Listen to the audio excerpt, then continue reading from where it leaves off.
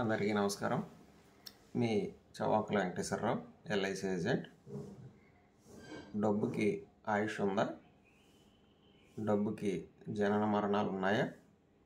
దీని గురించి ఒకసారి మాట్లాడదాం. మనం పొలం కొనుక్కుంటాం, బిల్డింగ్ కట్టుకుంటాం, బంగారం కొనుక్కుంటాం. కానీ ఒకనొక టైం వచ్చేటప్పటికి మన ఆయుష్ తీరిపోతుంది, మనం వెళ్ళిపోతున్నాం. కానీ మనకున్న పొలం, మనకున్న స్థలం, మనకున్న బిల్డింగు, మనం ఏదైతే సంపాదించామో అదంతా కూడా ఇక్కడే ఉంటుంది. డబ్బు పట్టుకెళ్ళము అని అందరూ అంటూ ఉంటారు, కానీ డబ్బు పట్టుకెళ్ళాం. కానీ డబ్బే శాశ్వతం.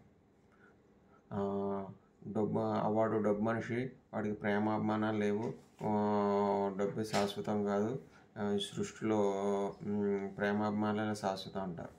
కానీ ఆ ప్రేమాభిమానాలు మన ఉండాలన్నా సరే డబ్బు కావాలి. డబ్బు ఉంటే ఏదైనా కొనుక్కోవచ్చండి. చివరికి పుణ్యం కూడా డబ్బుతోనే కొనుక్కోవాలి. పుణ్యం కూడా కొనేసుకోవచ్చు డబ్బు ఉంటే. మనం ఎవరికైనా దానం చేసామనుకోండి, పుణ్యం వస్తుంది. ఎవరికైనా భోజనం పెట్టామనుకోండి, పుణ్యం వస్తుంది. ఏం చేసినా చివరికి పుణ్యం కూడా డబ్బుతోనే కొనుక్కోవాలి. డబ్బే శాశ్వతం.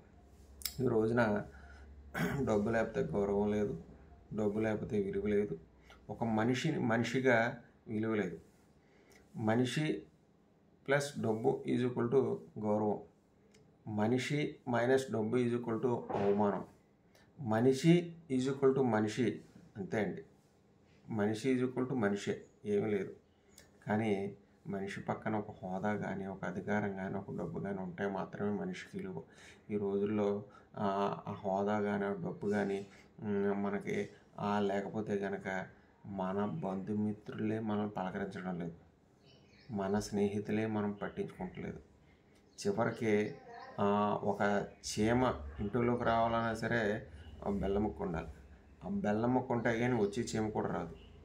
అలాగే మన మిత్రులు అవ్వచ్చు, శ్రేయోభిలాషులు అవ్వచ్చు, అందరూ కూడా ఆ డబ్బు ఉంటేనే వస్తారండి. డబ్బు లేకపోతే ఎవరూ రారు. మీకు అందరూ కూడా ఆ డబ్బు సంపాదించడం మీద దృష్టి పెట్టడం మానేసి మనోళ్ళు అని వెనకాల తిరుగుతూ ఉంటారు. కానీ మనకు సమయం వచ్చినప్పుడు ఎవరూ రారండి, అందరూ సైడ్ అయిపోతారు. అందువల్ల ఏంటంటే కాలం వృధా చేసుకోకండి. మీ తెలివితేటలు, మీ కష్టం అంతా కూడా మీ సంపాదన మీద దృష్టి పెట్టండి. వాళ్ళు వచ్చి నన్ను ఆదుకుంటారు, వీళ్ళు వచ్చి నిన్ను ఆదుకుంటారు, ఎవరు ఆదుకోరు. మన కష్టం వచ్చినప్పుడు ఎవరు ఆదుకోరు. మన సంపాదనే మనం ఆదుకుంటుంది, మన కష్టమే మనల్ని ఆదుకుంటుంది. నమస్తే.